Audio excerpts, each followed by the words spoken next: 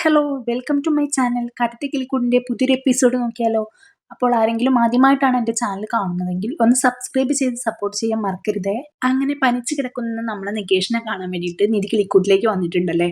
അങ്ങനെ നമ്മളെ സുധീഷിന്റെ വക ഓരോന്ന് ചോദിക്കുന്നുണ്ട് നിധിയുടെ അടുത്ത്. പക്ഷെ ഒന്നിനും നിധി മറുപടി കൊടുക്കുന്നില്ല കേട്ടോ. നിധി ഓരോ കാര്യങ്ങൾ നികേഷിനോട് തിരക്കിക്കൊണ്ടിരിക്കുകയാണ്.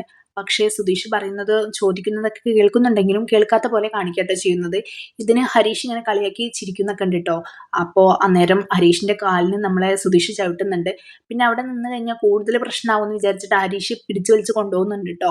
നമ്മളെ സുധീഷിനെ അവിടെ നിന്ന് കൂടുതൽ കൊളാക്കണ്ട, കുറച്ചേരെങ്കിലും നീതി ഇവിടെ നിന്നോട്ടെ എന്ന് വിചാരിച്ചിട്ട്. എന്നിട്ട് അച്ഛനോടാണെന്നുണ്ടെങ്കിൽ അച്ഛന് മുന്നിൽ ഇങ്ങനെ ഇരിക്കുന്നുണ്ടായിരുന്നു.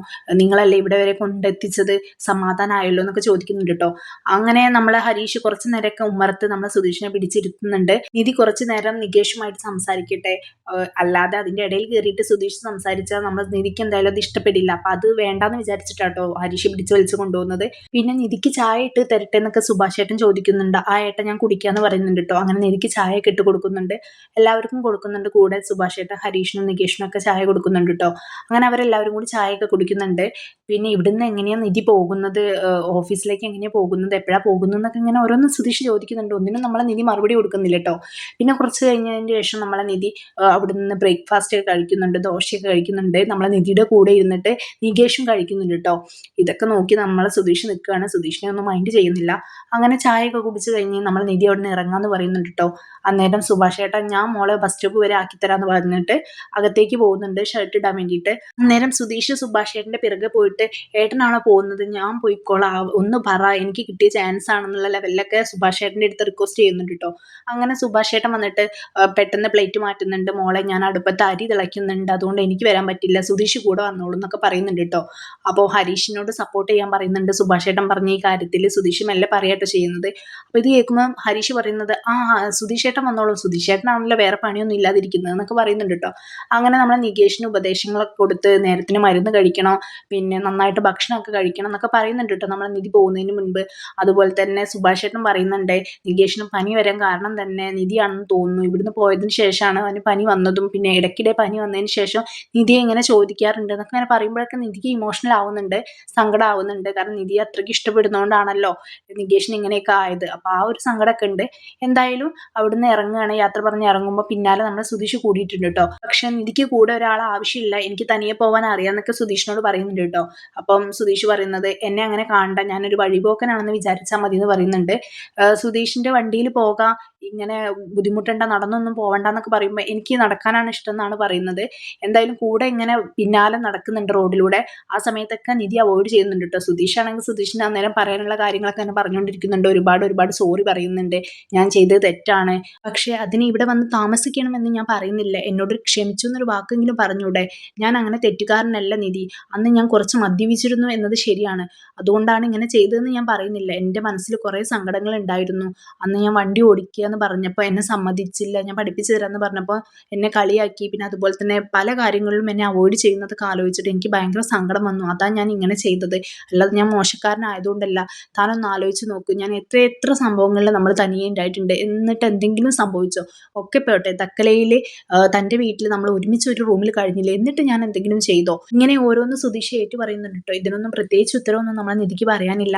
സംഭവം ശരിയാണ് സുധീഷ് പറഞ്ഞതൊക്കെ. ഒരുപാട് സമയങ്ങളിൽ അവർ ഒരുമിച്ച് യാത്ര ചെയ്തിട്ടുണ്ട്, പോരാത്തതിന് ഒരുമിച്ച് പല സിറ്റുവേഷൻസും ഉണ്ടായിട്ടുണ്ട്. പക്ഷെ ഇതുവരെ സുധീഷ് ഒരു മോശമായിട്ടുള്ള രീതിയിലും നിധിയുടെ അടുത്ത് പെരുമാറിയിട്ടില്ല. അതൊക്കെ നിധിക്ക് ചിലപ്പോൾ ബോധ്യം ഉണ്ടായിരിക്കും, പക്ഷെ പ്രത്യേകിച്ചൊന്നും അവള് ഉത്തരമായിട്ട് പറയുന്നില്ല കേട്ടോ. അവൾക്ക് സുധീഷിന്റെ ഓരോ വർത്താനം കേട്ടിട്ട് കുറച്ചൊക്കെ ദേഷ്യം വരുന്നുണ്ട്. പിന്നെ റോഡിലൂടെ ഇങ്ങനെ സംസാരിച്ച് പോകുമ്പോൾ ഉള്ള ഒരു ഇറിറ്റേഷനും ഉണ്ട്.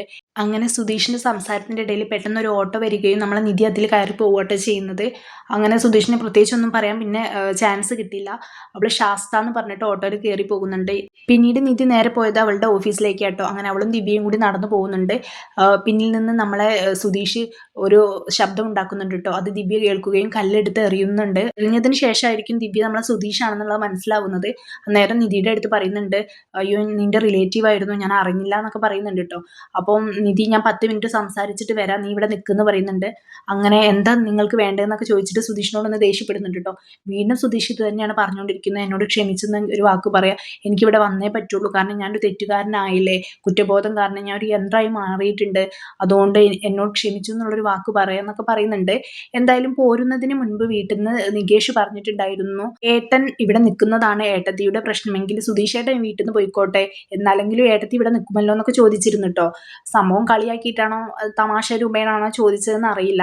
എങ്കിൽ പോലും ആ ഒരു സംഭവം നമ്മളെ സുധീഷ് അവിടെ എടുത്തിടുന്നുണ്ട്. ഈ നികേഷ് പറയുന്നത് പോലെ ഞാൻ ആ വീട്ടിൽ നിന്ന് ഇറങ്ങിയാലേ താൻ അങ്ങോട്ട് വരുന്നുണ്ടെങ്കിൽ ഞാൻ അതും ചെയ്യാന്നൊക്കെ വെറുതെ എടുത്തിടുന്നുണ്ട് കേട്ടോ. നിധിക്ക് വേണ്ടി ഞാൻ അതും ചെയ്യുക, പിന്നെ എനിക്ക് വേണ്ടി അങ്ങോട്ട് വരണം എന്നില്ല, ആ വീട്ടിലുള്ള മറ്റുള്ളവർക്കെങ്കിലും വേണ്ടിയിട്ട് അങ്ങോട്ട് വരണം എന്നൊക്കെ തന്നെ പറയുന്നുണ്ട്. പിന്നെ നിധി ഉള്ള സമയത്ത് അതൊരു ഉദ്യാനമായിരുന്നു, ഒരുപാട് പുഷ്പങ്ങൾ ഉണ്ടായിരുന്നു, അത്രയ്ക്ക് നല്ല അടിപൊളിയായിരുന്നു അവളുള്ള സമയത്ത്. ഇപ്പം അവിടെ ആർക്കും സന്തോഷമില്ല, അങ്ങനത്തെ രീതിയിലൊക്കെ സംസാരിക്കുന്നുണ്ട്.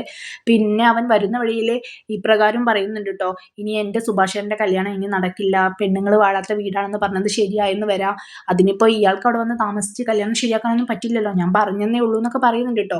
എങ്ങനെയെങ്കിലും നിധി അങ്ങോട്ട് വരണം, അതിന് ഓരോ ഡയലോഗ് നമ്മളെ സുധീഷ് ഇങ്ങനെ പറഞ്ഞുകൊണ്ടിരിക്കുന്നുണ്ട്.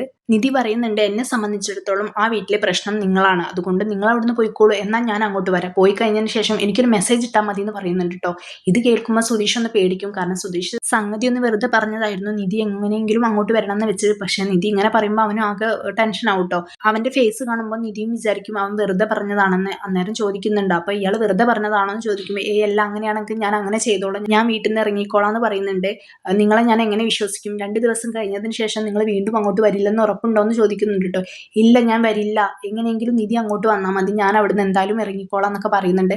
അങ്ങനെയാണെങ്കിൽ നിങ്ങൾ പോയി കഴിഞ്ഞതിന് ശേഷം ഒരു മെസ്സേജ് ഇട്, അഥവാ യാത്ര പറയാൻ വേണ്ടിയിട്ട് വരികയാണെന്നുണ്ടെങ്കിൽ നിങ്ങൾക്ക് ഓരോന്ന് പറയാനുണ്ടായിരിക്കും, അത് കേൾക്കുമ്പോൾ എനിക്ക് വീണ്ടും കലിയാവും, അതുകൊണ്ട് മെസ്സേജ് ചെയ്താൽ മതി എന്നൊക്കെ പറയുന്നുണ്ട് കേട്ടോ.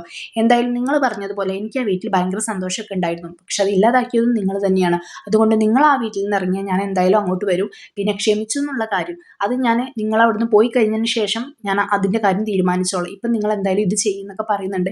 എന്തായാലും സംഭവം നമ്മളെ സുധീഷ് വിചാരിച്ച പോലെയൊന്നും ആയില്ല. സുധീഷിന് നിധിയുടെ കൂടെ ആ വീട്ടിൽ കഴിയാൻ വേണ്ടിയിട്ടായിരുന്നു സുധീഷ് ഇത്രത്തോളം നിർബന്ധിച്ചത്. പക്ഷേ സുധീഷ് ഇല്ലാതെയും നിധിക്ക് അവിടെ കഴിയാമെന്ന് ഇപ്പോൾ നമ്മളെ സുധീഷിന് മനസ്സിലായി. എങ്കിൽ പോലും നിധിയുടെ തീരുമാനം അങ്ങനെയാണെങ്കിൽ അങ്ങനെ ആവട്ടെ എന്ന് സുധീഷ് വിചാരിക്കുന്നുണ്ട് കേട്ടോ. ബാക്കിയൊക്കെ പിന്നീട് ആലോചിക്കാമെന്ന് വിചാരിച്ചിട്ടായിരിക്കും. എന്തായാലും സുധീഷിൻ്റെ ഒരു 2 ഡയലോഗൊക്കെ കേട്ടപ്പോൾ നമ്മളെ നിധിക്ക് ചെറുതായിട്ടൊക്കെ ചിരിയൊക്കെ വന്നിട്ടുണ്ട്. അന്നേരം സുധീഷ് മനസ്സിൽ വിചാരിക്കുന്നുണ്ട്, ഓ ദേഷ്യമൊക്കെ കുറച്ച് കുറഞ്ഞിട്ടുണ്ട് എന്നൊക്കെ വിചാരിക്കുന്നുണ്ട് കേട്ടോ. എന്തായാലും തീരുമാനം ഇങ്ങനെ തന്നെയാണ്, സുധീഷ് അവിടുന്ന് പോയി കഴിഞ്ഞാൽ ഞാൻ അങ്ങോട്ട് വരാൻ തന്നെയാണ് കേട്ടോ തീരുമാനം. അങ്ങനെ അവരുടെ സംസാരമൊക്കെ കഴിഞ്ഞ് നിധി അവിടുന്ന് വീണ്ടും ഓഫീസിലേക്ക് നടന്നു പോകുന്നുണ്ട്, ദിവ്യയുടെ അടുത്ത് പോകുന്നുണ്ട്. അപ്പോൾ ദിവ്യ ഓക്കെ ആയോ, സംസാരിച്ചോ എന്നൊക്കെ ചോദിക്കുന്നുണ്ട് കേട്ടോ. ആ കുഴപ്പമൊന്നുമില്ല, ഓക്കെ ആണെന്നൊക്കെ പറഞ്ഞ് അവർ സംസാരിച്ച് പോകുന്നുണ്ട്. അതൊക്കെ കഴിഞ്ഞിട്ട് കാണിക്കുന്നത് നമ്മളെ നിധി അവളുടെ ഹോസ്റ്റലിൽ നിന്ന് അവളുടെ റൂമിൽ നിന്ന് ബാഗൊക്കെ പാക്ക് ചെയ്യുന്നുണ്ട്, ദിവ്യ കൂടെ നിൽക്കുന്നുണ്ട്. അന്നേരം ദിവ്യ ചോദിക്കുന്നുണ്ട് കേട്ടോ, ഓ വരവും പോക്കൊക്കെ എത്ര പെട്ടെന്നാണ് കഴിഞ്ഞത്, എനിക്ക് പോയേ പറ്റുള്ളൂ, ഇതൊരു കുടുംബക്കാരിയാണെന്ന് വിചാരിച്ചാൽ മതി എന്നൊക്കെ പറയുന്നുണ്ട് കേട്ടോ. പിന്നെ ദിവ്യ സുധീഷിൻ്റെ കാര്യം എടുത്തിട്ട സമയത്ത് നിധി കൊടുക്കുന്ന ഉത്തരം, ഞങ്ങൾ എന്തായാലും നിങ്ങൾ വിചാരിക്കുന്ന പോലെ ഒരു ബന്ധമൊന്നുമല്ല, നിങ്ങളാരും അതിലൊരു പ്രേമം തുന്നിക്കെട്ടേണ്ട ആവശ്യമൊന്നുമില്ല, എനിക്ക് എന്തായാലും നീ നല്ലൊരു സുഹൃത്ത് തന്നെയാണ്, പക്ഷെ എല്ലാ കാര്യവും എല്ലാവരോടും നമുക്ക് അത്ര ഓപ്പണായിട്ട് പറയാൻ പറ്റില്ലല്ലോ, അതുകൊണ്ട് നീ ഒന്നും വിചാരിക്കരുത് എന്നൊക്കെ പറയുന്നുണ്ട് കേട്ടോ. എനിക്ക് കുഴപ്പമൊന്നുമില്ല എന്നൊക്കെ പറയുന്നുണ്ട്. എന്തായാലും നീ വേഗം പാക്കൊക്കെ ചെയ്യും, നമുക്ക് പോകാമെന്ന് പറഞ്ഞിട്ട് നിധി വേഗം പാക്ക് ചെയ്യുന്നുണ്ട്. പുറത്താണെങ്കിൽ നമ്മളെ നികേഷും അതുപോലെ തന്നെ സുഭാഷ് ചേട്ടനും വെയിറ്റ് ചെയ്തിരിക്കുന്നുണ്ട് കേട്ടോ. നിധി ഹോസ്റ്റലിലേക്ക് വന്നിട്ട് 1 മാസം പോലും തികഞ്ഞില്ല, പക്ഷേ തന്ന പൈസ തിരിച്ചു തരില്ല എന്ന് വാടൻ പറയുന്നുണ്ട് കേട്ടോ. അതൊന്നും കുഴപ്പമില്ല എന്ന് നിധി പറയുന്നുണ്ട്.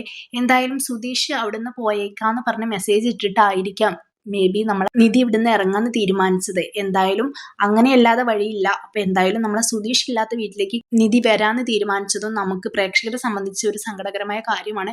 പക്ഷെ ഇതിന്റെ പിന്നിൽ ഒന്നും കാണാതെ സുധീഷ് അങ്ങനെ ഒരു ഡയലോഗ് അടിക്കില്ല എന്ന് നമ്മൾക്ക് അറിയാം, കാരണം സുധീഷ് നമ്മൾ വിചാരിച്ച പോലെ ഒരു ക്യാരക്ടർ അല്ല അല്ലേ. അപ്പോൾ എന്തായാലും നമുക്ക് വെയിറ്റ് ചെയ്ത് കാണാം സുധീഷിന്റെയും നിധിയുടെയും ജീവിതത്തിൽ ഇനി എന്തൊക്കെയാണ് സംഭവിക്കാൻ പോകുന്നതെന്ന്.